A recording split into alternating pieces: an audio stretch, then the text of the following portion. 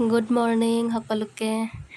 এয়া ৰাতিপুৱাই চাহ বনাই আনিলোঁ, পিঠা বনালোঁ আৰু চাহ, আৰু এইপিনে এয়া ৰাতিপুৱাৰ ভাত বনাই আছোঁ। লাওৰ পাত ঠাৰি আলুৰ লগত এনেকৈ ভাজি আছোঁ, মানে এয়া ভাত পানী খাই দেহাক স্কুললৈ লৈ যাব লাগিব।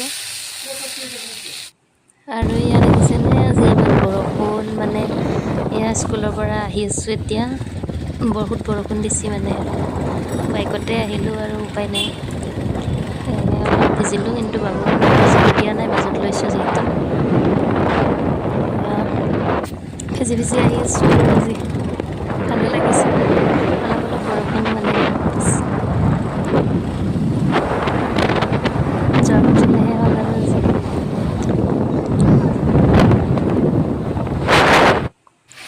আৰু এয়া স্কুলৰ পৰা আহোঁতে মানে মাংস লৈ আহিছিলোঁ। বৰষুণ বতৰ যিহেতু, আজি হাজবেণ্ডেও মানে ডিউটি যোৱা নাই। এইপিনে এয়া মাংস বনাই আছোঁ, ব্ৰইলাৰ মাংস। বৰষুণৰ বতৰ, ধুনীয়াকৈ জালুক চালুক দি অলপমান বনাই লওঁ, যিহেতু বৰষুণতো ভিজি ভিজি আহিছোঁ। এনেকৈ আৰু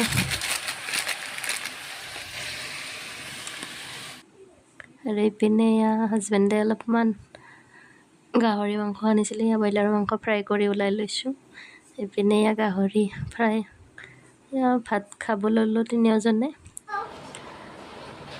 ব্ৰইলাৰ মাংস, গাহৰি, ভাত, এয়াই আৰু ভাজি ভাজি বনাই বনাই আজি লৈ আহিছোঁ।